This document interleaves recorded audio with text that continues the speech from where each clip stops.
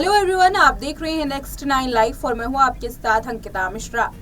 बीते दिन खबर ये सामने आई कि पूनम पांडे इस दुनिया में नहीं है। पूनम पांडे की खबर को जानने के बाद बॉलीवुड सहित पूरे सोशल मीडिया पर जबरदस्त तहलका मच गया। सभी एक ही सुर में ये कह रहे थे कि पूनम पांडे के निधन पर किसी को भी भरोसा नहीं हो रहा।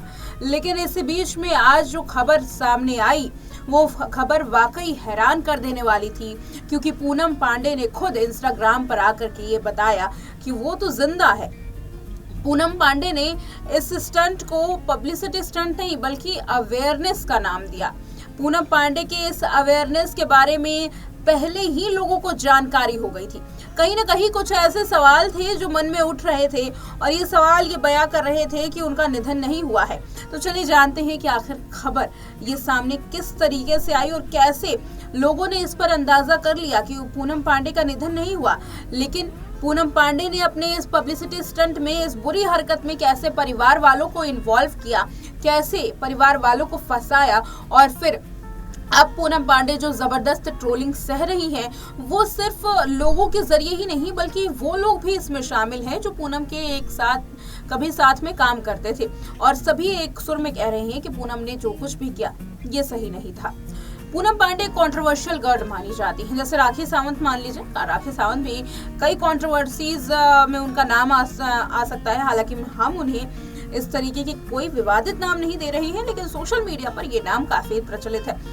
पूनम पांडे भी कुछ इसी तरीके से हैं। बोल्ड अपने सीन्स की वजह से वो जानी जाती हैं। पूनम पांडे ने अपने सफर का अक्सर जिक्र किया है कि उनका सफर कितना ज्यादा संघर्षमय बीता।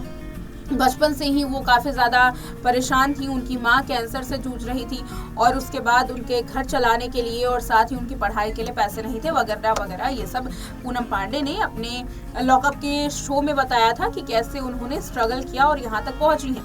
पूनम ने ये भी कहा था कि लोगों ने मेरे स्ट्रगल को नहीं देखा है, लेकिन मुझे जज करने के लिए उन्हें चंद मिनट भी नहीं लगते हैं। ये तो रही पूनम की पुरानी बातें, लेकिन हाल में ही पूनम पांडे लगातार सुर्खियों में आ रही थी और उसके बाद अचानक से ही पूनम पांडे के इंस्टाग्राम पर एक नोट आता है जिसमें उनकी पीआर टीम ये कहती है कि पूनम पांडे तो इस दुनिया में ही नहीं रही, सर्विकल कैंसर की वजह से उनका निधन हो गया।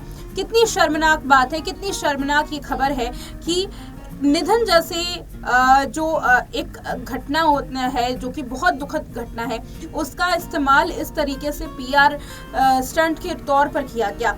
निधन जो कि लोगों को झकझोर देता है, कुछ लोग सदमे में चले जाते हैं, कुछ लोग जो उस इंसान से इमोशनली कनेक्ट होते हैं वो इस बात को समझ सकते हैं कि किस तरीके से एक इस तरीके की खबर जब सामने आई वो भी अचानक कितना धक्का लगता है। पूनम पांडे की कुछ ऐसी ही खबर सामने आई। पूनम पांडे ने जब बताया कि उनकी पीआर टीम ने बताया कि जब उनका निधन हो चुका है और उनको अब उनके परिवार को प्राइवेसी चाहिए। जैसे ही सोशल मीडिया पर ये खबर सामने आई, तमाम बड़े ऐसे सवाल थे जो मन में उठने लगे। सर्विकल कैंसर क्या इतना ज़्यादा खतरनाक हो सकता है कि महज 24 घंटे पहले इसके बारे में पता चले और शख्स का निधन हो जाए? वैसा बिल्कुल भी नहीं है। सर्विकल कैंसर बहुत धीरे धीरे फैलता है, लेकिन इसके 3rd स्टेज पर जब आपको जानकारी होती है तो कुछ सिम्टम्स पता चल जाते हैं जिसकी वजह से आप इससे सर्वाइव कर सकते हैं, भले ही कुछ दिनों के लिए। लेकिन इसके जो निधन की रिपोर्ट्स हैं, जो परसेंटेज है वो बहुत ही कम है। साथ ही सर्विकल कैंसर भारतीय महिलाओं में आमतौर पर पाया जाता है, मिलता है ये कैंसर, और ये कैंसर दूसरे नंबर का कैंसर है जो महिलाओं के लिए सबसे ज्यादा खतरनाक होता है। इसके अलावा सर्विकल कैंसर के बारे में कई सारी चीजें पता चली, कई सारी बातें हुई, लेकिन सर्विकल कैंसर से ऐसा कतई नहीं होता कि शख्स एक दिन भी इंतजार ना कर सके। पूनम पांडे जो इतनी फिट थी, क्या ये सवाल मन में उन लोगों के नहीं उठा जो इस तरीके का स्टंट करते हैं कि पूनम पांडे के निधन की खबरें जब सामने आएंगी तो ये पूछा जाएगा उनसे कि अभी तो पूनम पांडे सही थी।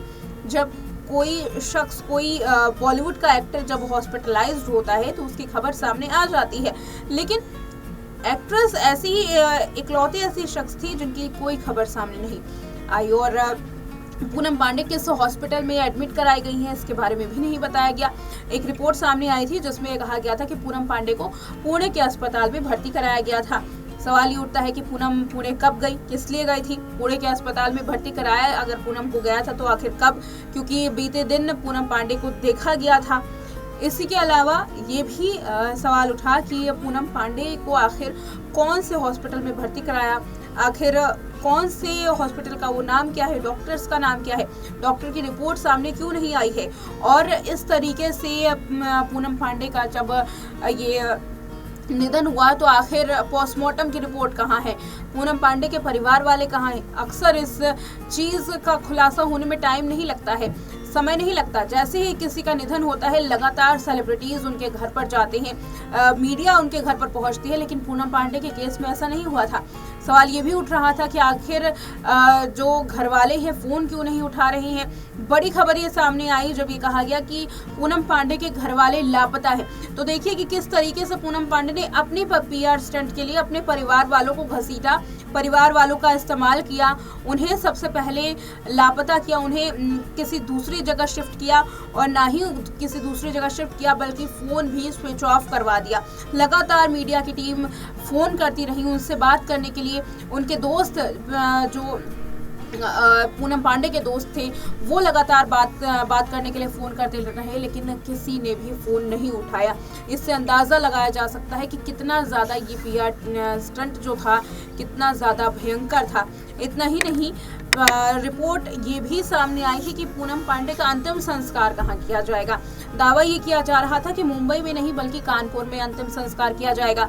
मुंबई से लेकर के कानपुर तक की जब ये खबर फैली तो लगातार ये पता किया जा रहा था कि कहीं कानपुर में तो पूनम पांडे का निधन नहीं हुआ, कहीं कानपुर में तो इस बात का जिक्र नहीं हो रहा है। जब पता लगाया गया तो रिपोर्ट तो ये सामने आई कि पूनम पांडे के घर में तो ताला बंद है। कानपुर में जहां पर उनका जन्म हुआ था वहां तो ताला बंद है, किसी को भी नहीं पता कि पूनम पांडे का निधन हो चुका है।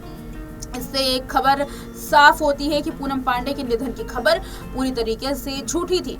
यानी कि जिस अंदाज में पूनम ने अपनी खबर फैलाई थी, हालांकि पहले तो लोगों को इस बारे में थोड़ा शक हुआ, लेकिन लोगों ने यकीन कर लिया। यकीन करना भी इसलिए पड़ा क्योंकि इंस्टाग्राम पर इस तरीके की पोस्ट सामने आई। पीआर की जो टीम थी वो इस तरीके का पोस्ट करती है, आमतौर पर लोग इसे सच मान लेते हैं, लेकिन इस बात को सच मानने के बावजूद भी कई ऐसे सवाल थे जो ये कह रहे थे बार बार कि पूनम अभी भी जिंदा है, वो नहीं गई है।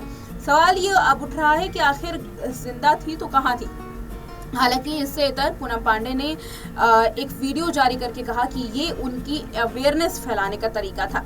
कतई इस तरीके से अवेयरनेस नहीं फैलाई जा सकती है। सिलसिलेवार तरीके से पूनम ने जिस तरीके से ये पूरा एक खेल रचा, जिस तरीके से साजिश की, ये साजिश कतई किसी भी कीमत पे स्वीकार्य नहीं है। लोगों को भी इसके बारे में काफ़ी बुरा लगा है। जो फैंस हैं पूनम पांडे के काफ़ी ज़्यादा नाराज़ हैं। अब देखना ये है कि इन फैंस का पूनम किस तरीके से जवाब देती हैं और ये जो चाल पूनम पांडे ने चली है आगे अब इनके करियर में किस तरीके से ये नुकसान देता है। इस रिपोर्ट में इतना ही। देखते रहे नेक्स्ट 9 लाइव।